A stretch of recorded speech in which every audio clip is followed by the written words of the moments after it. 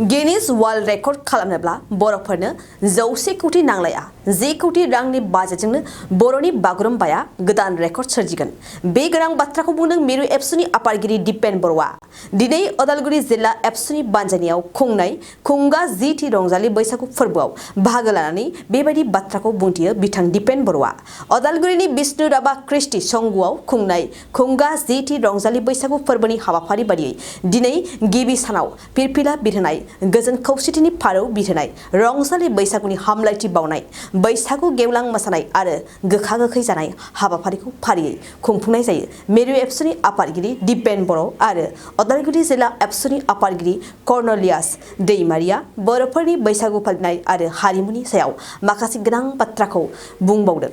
बानजायनायाव जिथि बैसागु रंजालि बैसागु बेखौ फालिनाय हाबाफारिया गुबुन बोसोरनि बादि देग्लाय दिनैनि बे गोथार सानाव बे गोथार हाबाफारिखौ लादों आरो बेबायदियैनो जिल्लानि सिङाव थानाय जोंनि गुबुन गुबुन माहारियारि आफादनि दैदेनगिरि बैसोआव देरसिन गेदेमा मानाव गेदेर बिथांमोनखौ हांख्रायदों आरो गासै जोंनि रायजो राजा दखरा आफादनि बिबानगिरि आरो मोसाखावरिफोर बेयाव बाहागो लादों। गोबां माने मोनसे मोजां थासारि आरो माहारिनि जिहेतु बे फोरबो बेखौ गारनानै बर' हारि दानाया मालाबाबो आबुं जाया आरो बैसागुआ जोंनि जिउजों जोंनि थांना थानायजों सोमोन्दो थानाय मोनसे रंजाथाइ फोरबो आरो बे सोदोमस्रि आरो जोंनि हारिमुखौ जेब्लाबो गोजोर खालामबोदों।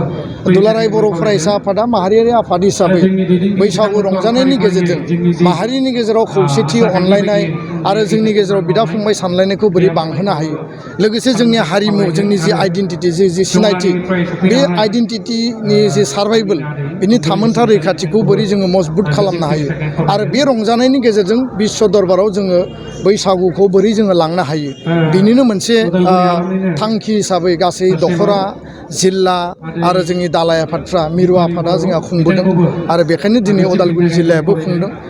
आङो बयनिसिमबो हामलायनाय बावदों खुलुमनाय आं जासिदों बे बैसागु बोथोरनि आरो बयनिबो जिउआव जाहाथे गोजोन खौसेथि अनलायनाया जेब्लाबो थायो आरो आनान गसाइया जोंनि जिउ खुंनायाव जाहाथे जेब्लाबो जोंखौ बोर हरो आं बेखौनो मिजिंथिबाय।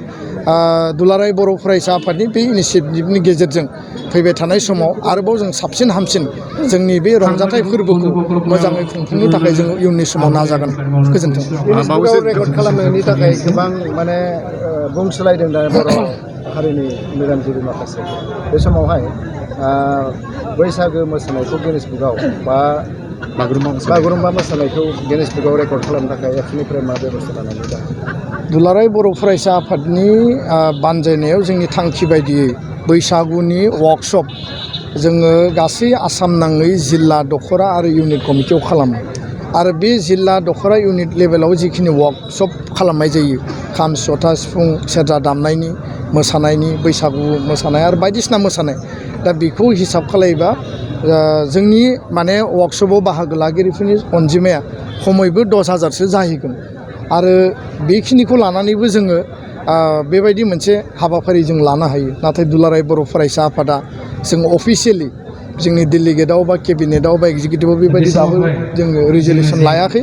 रायजो राजाफोरनिफ्राय मोनसे आपिल मोनसे खावलायनाय फैदों जे आसाम सरकारा 100 कोटी खरसा खालामनानै 1100-300 मानसिखौ जुदि मोसाहोनो हादोंब्ला आरो बेजों गिनिस वर्ल्ड रेकर्ड खालामनो हादोंब्ला बर'नि बैसागु रंजानाय बैसागु मोसानाय बा बागुरुम्बा मोसानाय जायखिजाया मोनसे मोसानायखौ गिनिस वर्ल्ड रेकर्ड खालामनांगौ होननानै बयबो खावलायदों आरो बेखौनो लानानै रिफारेन्सआव जोंनि सासे दैदेनगिरिया सरकारा जुदि स्पन्सर खालायोबा जोंबो खालामनो हायो बे बाथ्राखौ बुंदों।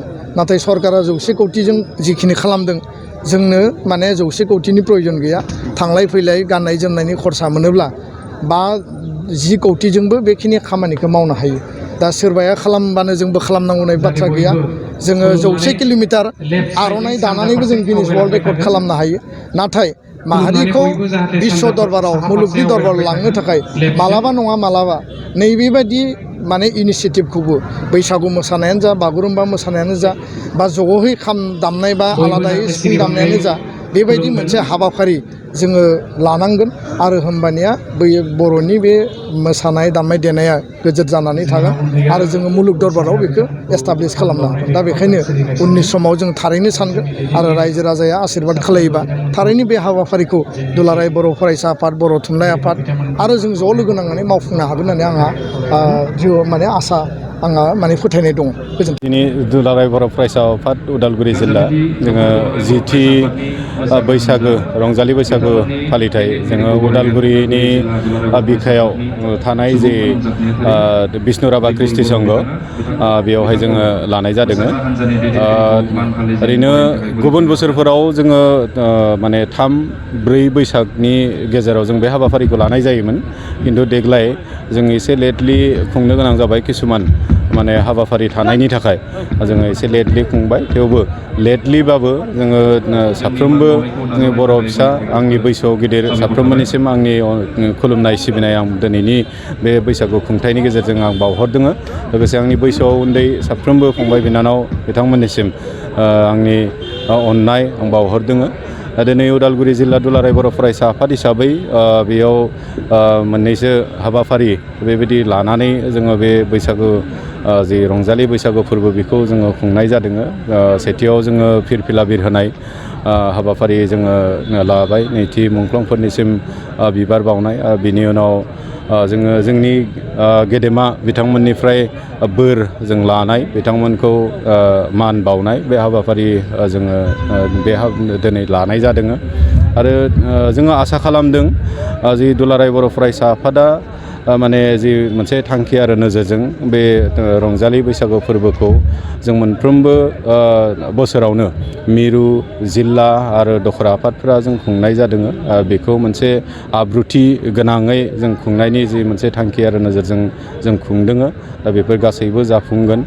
दिनै जि मोनसे जोंनि ओनसोलाव जि मोनसे गोजोन आरो खौसेथिनि मोनसे बार जोङो बारदों आरो बे गोजोन आरो खौसेथिनि जि बार बेखौ अरायसम जाहाथे जोंनि ओनसोलफोराव लाखिलांनो हायो। बे बैसागु फोरबो फालिनायनि गेजेरजों जोंनि गेजेराव मोनसे खौसेथिया अरायसम थायो, बेखौ जों मिजिंथिदों। आरो साफ्रोमबो रायजो राजा नोंथांमोनखौ आं दिनै बे गोदान बोसोर रंजालि बैसागु खुंनायनि गेजेरजों बा बे रंजालि बैसागुखौ बरायनायनि गेजेरजों साफ्रोमबो जाहाथे फैबाय थानाय दिनफोराव गोजोन आरो खौसेथिनि थाखाय खामानि मावलांनो जाहाथे बयबो माने प्रतिज्ञा लानानै आवगायलाङो, आं बेखौ मिजिंथिदों। आरो फैबाय थानाय जि बे गोदान बोसोर दिनैनिफ्राय जागायनानै बे बोसोरा जाहाथे साफ्रोमबोनि जिउआव जौगानाय आरो गोजोना जाहाथे साफ्रोमबोनि जिउआव फैयो, आं बेखौनो गसाइनिसिम आर'ज गाबो।